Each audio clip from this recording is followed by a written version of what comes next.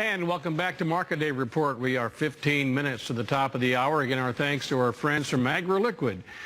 Great partners here on Market Day Report. Great to have them in our city, Nashville, this week for a dealer meeting. We look forward to visiting with them in person here of our AgroLiquid. So, in fact, one of those dealers, Ben Hushin, we talked to last hour from Whitehall, Maryland.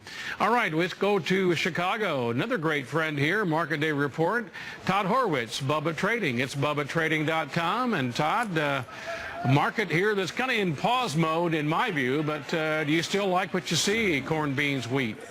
After I come down and visit AgroLiquid in your office, I'm gonna like everything. You know, Mark, I think that we're really in a pretty key spot here in the grains here. I think that we've come to levels that are crucial. I think December corn, which I'm actually going to move to March corn 345, which was actually the level for D's corn before. We're under a little pressure here, and I thought and I believe that they had priced in that dollar and a dollar, because where we are, we're at $1 and a dollar. So yeah. I think that there's a little bit of issue here. Soybeans remain in that big wide range. I'm looking for a pullback still about 960, and I would look to be a buyer there. Wheat 415 in March is where I'm looking at, and I still like this space. My only concern here today is corn, just because it has not acted as well as it was before, and I think that there might be a little issue there, but overall I'm still very positive. Grains, I think we're going to see higher prices, but it may take a little bit longer than I think. I think there's too much outside influence happening right now throughout the rest of the markets that may be weighing heavily here in the grain space, and I'd like to see a little bit more of the action before I would commit, but I would look to be a buyer. I'm not a seller whatsoever in the grain space. Very good. Now we're looking at wheat right there, and wheat performing better than the other two here. Anything you can point to exactly why is wheat 3 to 4 higher, and what corn and beans are doing? Well, I think that really, you know, wheat's been under a little bit more duress over the last few days, and finally maybe catching a little bit of a buy or a bid here. I think wheat looks good. Again, I think wheat's going back well over $5 again.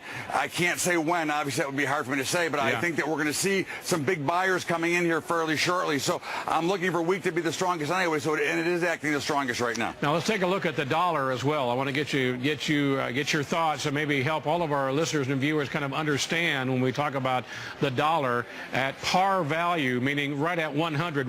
What does that mean, really? And when you look at December futures, what can they draw from that? What does 100 mean?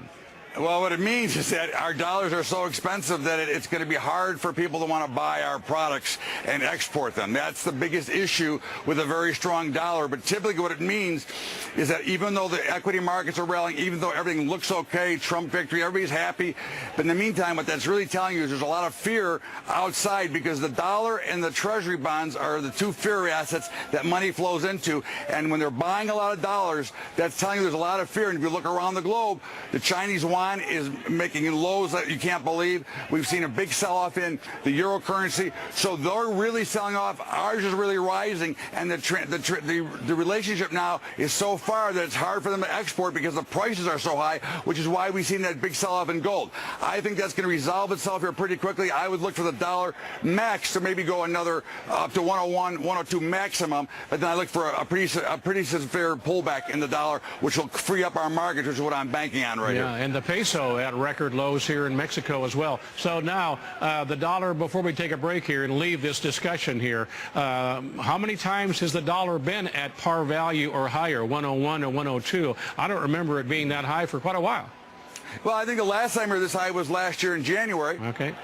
When the Fed cut rates, because they're one of the reasons they've been holding off on hiking is because that will make the dollar even spike faster. But now I think the markets are well ahead of everybody, and they're pricing in that higher dollar now, which means when it finally comes in, the dollar should fall. And I'm looking to go all the way back down to the 90s with some stops on the way. Very good. Todd Horwitz here, not done yet. It's Bubba Trading, BubbaTrading.com.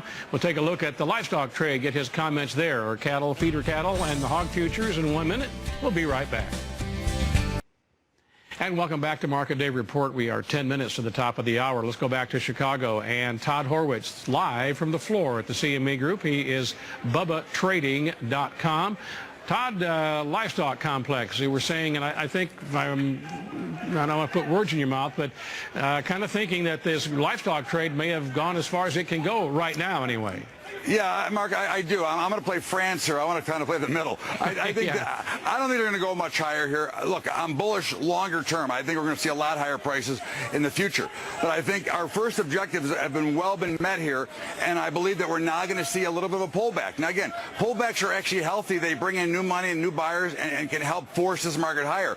I think if we try to break higher from here, we're going to probably go back and test the lows, which I don't want to see. I think here in the fat cattle, I think we're looking at 106 area. I think that's pretty good resistance. I can't see them going much past 107 if they can break through 106. I'm looking for a pullback probably to 104 to 102, and that level, I think there's where I'd like to buy and bring some new money into the market here. I think the feeders are well succeeding where they should be, and I think you're going to see some pressure here as well. And I think I'm looking for those to go back down to about 118, 117. So we've got a little bit more work to do there. But overall, I'm bullish. I want to buy them, but I've already bought and sold, and I now want to wait for the next opportunity to come back in here because I think we've gone a little bit too far too fast, which is very common in the commodity complex in general. We tend to reach a little bit. Now I think you'll see a little bit of selling, some profit taking, and we'll work our way down. The hog space, I think it's really all overdone. I was really surprised with yesterday's recovery after we were down about $1.70. Now up a little bit this morning and sold off again. I would say 44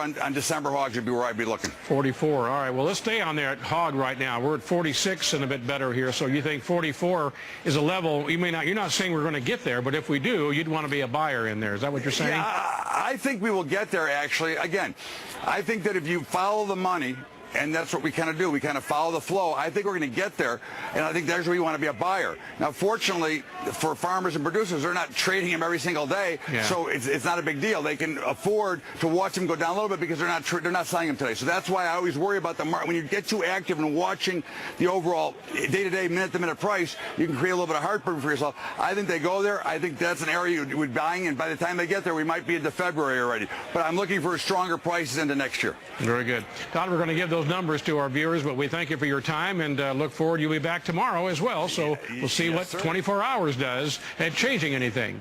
Thanks, Mark. I appreciate it. Thank you. We do appreciate you as well. Todd Horwitz, Bubba Trading, BubbaTrading.com. All right, let's go back to the top of the order. Cattle, feeder cattle, and hogs. Give you these numbers as well. Maybe you have a time. Take a look at the cash price there as well. Live cattle futures a bit lower in here. December down 6, 105.52. Maybe as far as we can go for now. He said doesn't say we can go down to maybe 104. He's looking at there, and 105, 104 in the February here as well, but a bit lower, just 2 to 6 points lower right now. Feeder cattle at the moment are mostly lower. November is still on the board, but off soon. January and March getting the volume here. January feeders down 24 at 122.08. Hog futures, again, he's mentioning Todd at least, a little surprised by what the action was yesterday, looking for December. 44 is kind of a target for him. May take a while, but he says that kind of a market that he is a number he's watching right now. We're 46.15 on December. That's down 75 points. Keep an eye on that. All right. Thank you, Markets Editor Mark Oppold. Sure, you bet.